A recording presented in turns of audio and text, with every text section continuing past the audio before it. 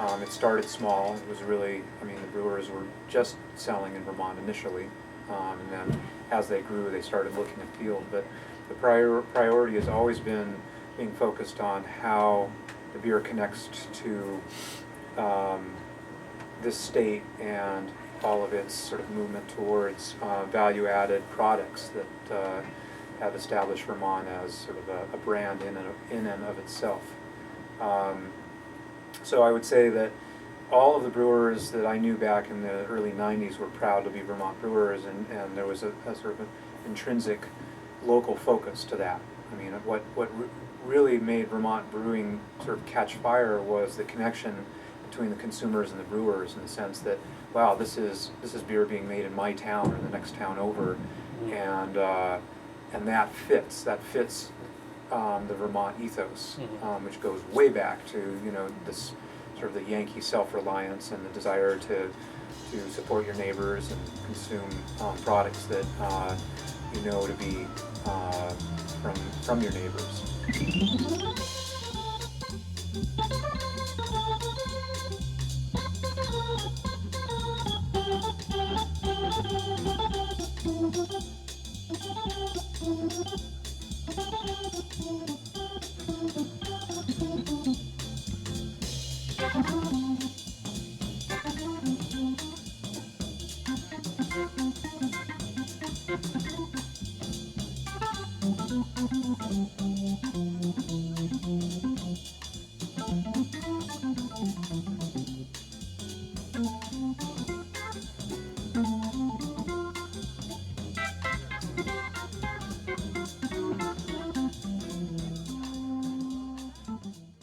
I would say that the person who started this, his name's Greg Noonan. His family's from Massachusetts, and he lived here and just really loved the quality of life in Burlington. And he lobbied to get pub and breweries legalized in Vermont. So I think he did a really great job by claiming Vermont Pub and Brewery, you know, as the name Vermont, being the first one. He was the first one. In 1988, he was the one who made it legal here and did all the work. So I think he really did a great job in claiming the name Vermont Pub and Brewery. It definitely probably put this place on the map in the first, you know, say 10 years of business. I'm sure people were coming here because of that name, absolutely, and because it was the first. But, you know, that would say a lot as to his intuition of starting a place like this. Like, let's grab that brand name. You know, that nowadays the Vermont brand name is kind of used on everything. You can buy cheese and wine and then all this, every brand makes something here. And especially big brands like bourbon and stuff, like lots of stuff are made in Vermont. So I think it's just like the New England thing, always looking for quality. So he just kind of snuck it right in that business plan in there and made a great decision. I had come up during the early days, which was really a very valuable thing, because there was sort of a sense of revolution in the area. You know, renaissance of brewing was occurring really in the early 90s, late 80s and early 90s, and it was really an exciting time to be coming into brewing. And Vermont brewers were sort of reinventing beer as it might have been brewed in this area. Greg Noonan at Vermont Pub and Brewery was brewing beers that were truly archival, trying to imagine what the Pilgrims might have brewed using spruce and maple and wheat. That was a beer that I remember drinking up here in the early 90s that really turned my head and made me start thinking more about that realm of the archival. Looking back, you know, they started off as homebrewers thinking about how beer had been made and was still being made in Europe traditionally.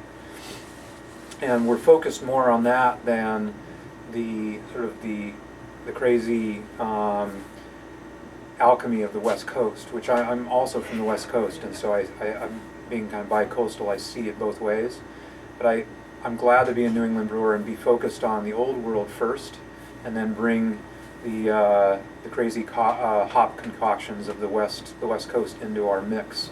The wonderful community is, as far as like you see people somewhere and here's a beer trade, I brought you guys this beer, we think this is great, and we'll bring growlers over to Flatbread and Paul, who you interviewed, and it's just wonderful, you know, and nobody's like, there's no egos, there's no stereotypes, you know, we all know why we do what we do, we all know what each other's flavor profiles are and what we're going for, and at any time people are like, they're just really awesome. And most of our business interactions or like brewers conferences happen on the disc golf course. I'll be like, oh, we're gonna taste these beers and we're gonna hang out and talk about this and we're brewing a new pale ale and I want to do this. Let's go to Waterbury, you know, and you're just like, okay, cool, that's great. Sure, man. Business meeting, ching. You know, this is kind of like piece of equipment number one. You know, we do all of our boiling in here, and we heat up water for cleaning. Really, it starts right behind you with our mill. This is where the grain goes in. You know, we'll strike the water at 170, mix it with the grain, and it inevitably ends up in our mash tun here. This is a mash lauter tun. So it's kind of, imagine it to be like a big spaghetti strainer, okay? We put about 800 pounds of grain in here and maybe, you know, 300 pounds of water or 300 gallons of water. And it's a lauter tun, so it separates the grain from the liquid that the grain is sitting in. It basically strains it through here. And what we will do is we'll pump it down out of the spout here, and we'll pump it into our kettle to collect the wort for the boil. After we've done our mash in, we do a 90-minute boil where we'll add our hops and sometimes caramelized beers, you know, any additives that we might have. Sometimes we spice beers, anything that's going to go in the kettle or for the boil of the beer will be here. And then we'll run our beer off into the grant. This is kind of our hub of operations here. We have 2 pumps in the back that are hooked up to 2 outlets here. So basically we can have beer running out of the mash tun into the grant and being pumped into the kettle, and we have water being pumped from a hot liquor tank and rinsing the grains in the mash tun. It'll be pumping overhead and rinsing into the mash tun. So everything really goes through the grant. We run off into our grant, and then we boil, and then we run off our boil into the grant through the heat exchangers. These are 2 plates right here, 2 plate heat exchangers. One's run on house water, and one's run on a cold tank that we keep in our bright beer room that stays at 32 degrees. So the first thing is that hot wort goes in and gets chilled by our house cold water. And then it chills through this one from a water tank that recycles and keeps it cold. We keep the house water, it's clean water that just gets heated up by the wort, and we pump it back into a tank to recycle for our next brew. But with these 2 heat exchangers, I can basically say I want the beer to go from boiling to 65 degrees in about 75 minutes. It takes about, you know, that's a lot of power to chill down the beer. And then outside of the heat exchanger, I will pump it into one of our fermenters here, or 2 of our fermenters technically.